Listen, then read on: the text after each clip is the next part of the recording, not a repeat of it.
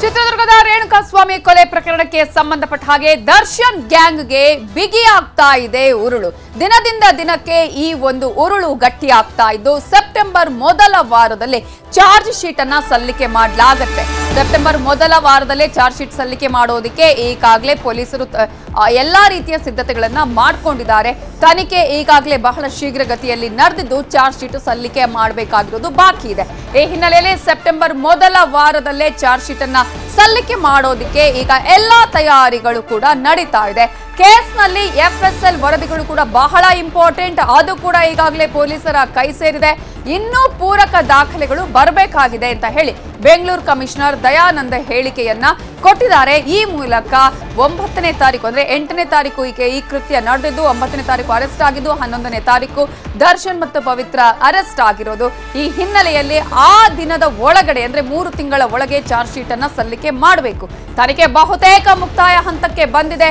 ಎಲ್ಲವೂ ಬಂದ ಮೇಲೆ, ಎಲ್ಲಾ ತನಿಖೆ ಪೂರ್ಣಗೊಂಡ ಮೇಲೆ ಚಾರ್ಜ್ ಶೀಟ್ ಅನ್ನ ಸಲ್ಲಿಕೆ ಮಾಡಲಾಗುತ್ತೆ ಅಂತ ಹೇಳಿ ಬೆಂಗಳೂರು ಪೊಲೀಸ್ ಕಮಿಷನರ್ ಆಗಿರುವಂತಹ ದಯಾನಂದ್ ಹೇಳಿಕೆಯನ್ನ ಕೊಟ್ಟಿದ್ದಾರೆ. ಈ ಮೂಲಕ ಚಾರ್ಜ್ ಶೀಟ್ ಸಲ್ಲಿಕೆಯ ದಿನ ಈಗಾಗಲೇ ಹತ್ತಿರವಾಗ್ತಾ ಇದ್ದು ಚಾರ್ಜ್ ಶೀಟ್ ನಲ್ಲಿ ಏನೆಲ್ಲ ಅಂಶಗಳನ್ನು ಉಲ್ಲೇಖ ಮಾಡಲಾಗುತ್ತೆ, ತನಿಖೆ ಯಾವ ರೀತಿಯಾಗಿ ನಡೆದಿದೆ, ದಿನದಿಂದ ದಿನಕ್ಕೆ ಈಗಾಗಲೇ ತನಿಖೆಯ ಉರುಳು ಬಿಗಿಯಾಗ್ತಾ ಇದೆ.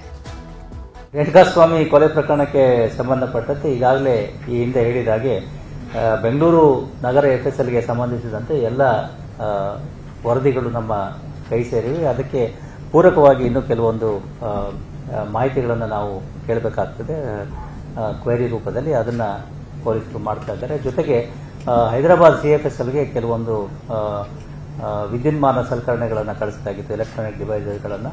ಅವುಗಳ ಪರಿಶೀಲನೆ ಕೂಡ ಮುಗಿದಿದೆ ಅಂತ ಹೇಳಿ ಮಾಹಿತಿ ಬಂದಿದೆ. ಅದರ ಆಧಾರದ ಮೇರೆಗೆ ಅವರು ಕೂಡ ಆ ವರದಿಗಳನ್ನು ನೀಡಲಿದ್ದು, ಈ ಎರಡೂ ಎಫ್ಎಸ್ಎಲ್ಗಳ ವರದಿಗಳು ಬಂದ ನಂತರದಲ್ಲಿ ಆದಷ್ಟು ಶೀಘ್ರದಲ್ಲಿ ನಾವು ಅಂತಿಮ ವರದಿಯನ್ನು ನ್ಯಾಯಾಲಯಕ್ಕೆ ಸಲ್ಲಿಸಲಿಕ್ಕೆ ಸಜ್ಜಾಗಿದ್ದಾರೆ. 90 ದಿವಸಗಳ ಒಳಗಾಗಿ ನಾವು ಚಾರ್ಜ್ ಶೀಟ್ ಅನ್ನು ಮಾಡಬೇಕಾಗ್ತದೆ. ಖಂಡಿತವಾಗಿಯೂ 90 ದಿವಸಗಳ ಒಳಗಾಗಿ ಚಾರ್ಜ್ ಶೀಟ್ ಅನ್ನು ಮಾಡ್ತೀವಿ.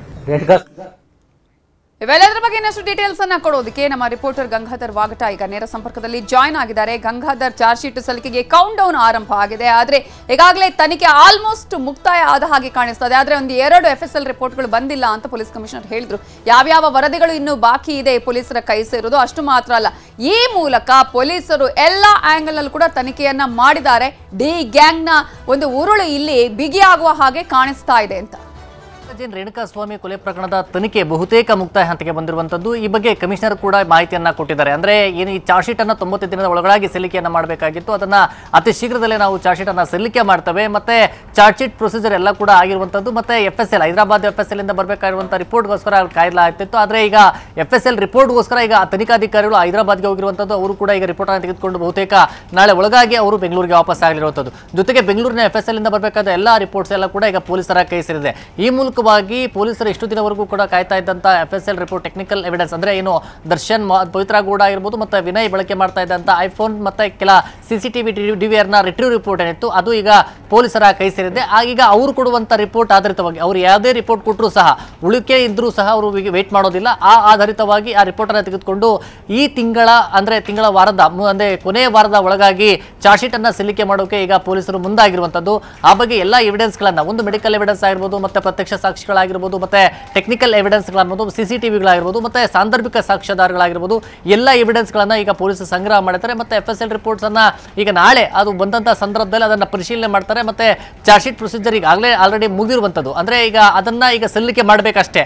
ಆದ್ರೆ ಆ ದಾಖಲೆಗಳಲ್ಲಿ ಈ ಒಂದು ಎಫ್ಎಸ್ಎಲ್ ರಿಪೋರ್ಟ್ ಅನ್ನ ಕೂಡ ಉಲ್ಲೇಖವನ್ನ ಮಾಡಿ ಆ ನಂತರ ನ್ಯಾಯಾಲಯಕ್ಕೆ ಸಲ್ಲಿಕೆ ಮಾಡೋಕೆ ಎಲ್ಲ ತಯಾರಿ ಮಾಡ್ಕೊಂಡಿದ್ದಾರೆ. ಒಟ್ಟಾರೆಯಾಗಿ ಈ 17 ಮಂದಿ, ನಟ ದರ್ಶನ್, ಪವಿತ್ರ ಗೌಡ ಸೇರಿದಂತೆ 17 ಮಂದಿ ಆರೋಪಿಗಳ ವಿರುದ್ಧವಾಗಿ ಕಾನೂನಿನ ಕುಡಿಕೆ ಬಗ್ಗೆ ಮಾಡುವಂತ ನಿಟ್ಟಿನಲ್ಲಿ ಎಲ್ಲಾ ಒಂದು ಸಾಕ್ಷ್ಯಾಧಾರಗಳನ್ನು ಸಂಗ್ರಹ ಮಾಡಿ ಮತ್ತೆ ಮುಂದಿನ ದಿನಗಳಲ್ಲಿ ಅಂದ್ರೆ ಚಾರ್ಜ್ ಶೀಟ್ ಆದಂತಹ ಸಂದರ್ಭದಲ್ಲಿ ಆರೋಪಿ ಪರ ವಕೀಲರು ಚಾರ್ಜ್ ಶೀಟ್ ನ ಒಂದು ಚಾಲೆಂಜ್ ಅನ್ನ ಮಾಡಿ ಅಲ್ಲಿ ಕೆಲವೊಂದು ಲೋಪಗಳನ್ನ ಕಂಡು ಬಂದು ಅದನ್ನ ಚಾಲೆಂಜ್ ಮಾಡಿ ಅವ್ರ ಜಾಮೀನಿಗೆ ಸಲ್ಲಿಕೆ ಮಾಡುವಂತ ಸಾಧ್ಯತೆ ಇರುತ್ತೆ.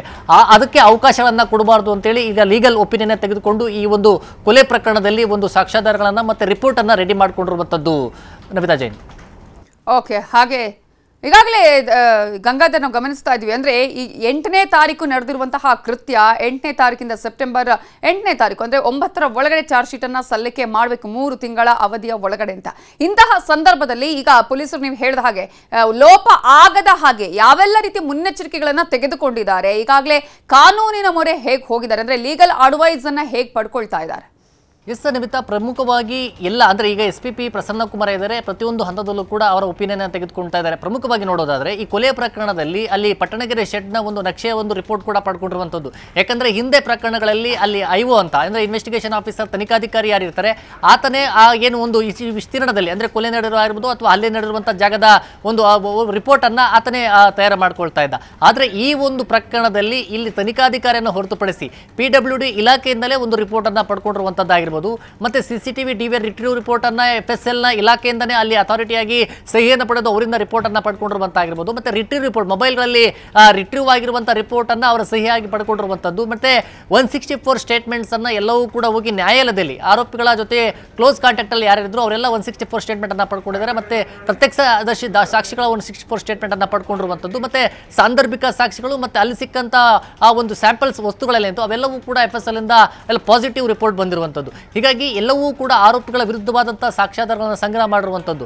ಆದರೆ ಚಾರ್ಜ್ ಶೀಟ್ ಅನ್ನ ಸಲ್ಲಿಕೆ ಮಾಡುವಂತಹ ಸಂದರ್ಭದಲ್ಲಿ ಅಲ್ಲಿ ಬರವಣಿಗೆ ಅಂದ್ರೆ ಬರುವಂತಹ ಒಂದು ಹಂತದಲ್ಲಿ ಎಲ್ಲಾದರೂ ಕೂಡ ಲೋಪಗಳು ಬರಬಾರದು. ಮತ್ತೆ ಈ ಸಾಕ್ಷ್ಯಾಧಾರಗಳನ್ನು ಅಲ್ಲಿ ಸೇರಿಸುವಂತಹ ಸಂದರ್ಭದಲ್ಲಿ ಎಲ್ಲವೂ ಕೂಡ ಅದಕ್ಕೆ ಪೂರಕವಾಗಿ ತಾಳೆ ಆಗುವಂತ ರೀತಿಯಲ್ಲಿ ಇರಬೇಕು. ಆದರೆ ಇಲ್ಲಿ ವ್ಯತ್ಯಾಸಗಳು ಬಂದಂತಹ ಸಂದರ್ಭದಲ್ಲಿ ಅದು ನಾಳೆ ದಿನ ಅದು ಸಮಸ್ಯೆ ಆಗಲಿದೆ ಅಂತೇಳಿ ಈಗಾಗಲೇ ಲೀಗಲ್ ಒಪಿನಿಯನ್ ತೆಗೆದುಕೊಂಡು ಎಲ್ಲವೂ ಕೂಡ ಪೂರಕವಾಗಿ ಆರೋಪಿಗಳ ವಿರುದ್ಧವಾದಂತಹ ಸಾಕ್ಷ್ಯಾಧಾರಗಳು ಎಲ್ಲವೂ ಕೂಡ ಅಥಾರಿಟಿ ಅಂದ್ರೆ ಆಯಾ ಸಂಬಂಧಪಟ್ಟಂತ ಇಲಾಖೆಗೆ ಅದಕ್ಕೆ ಬಂದಂತಹ ಒಂದು ರಿಪೋರ್ಟ್ಗಳನ್ನು ಅಲ್ಲಿ ಉಲ್ಲೇಖ ಮಾಡುವಂತ ಮೂಲಕವಾಗಿ ಆರೋಪಿಗಳು ನಾಳೆ ದಿನ ಅವರಿಗೆ ಕಾನೂನಿನ ಕ್ರಮ ಇನ್ನಷ್ಟು ಬಿಗಿ ಮಾಡುವಂತ ನಿಟ್ಟಿನಲ್ಲಿ ಪೊಲೀಸರು ಎಲ್ಲ ಒಂದು ಪ್ಲಾನ್ ಅನ್ನ ಮಾಡಿಕೊಂಡಿರುವಂತದ್ದು. ನವಿತಾ ಜೈನ್.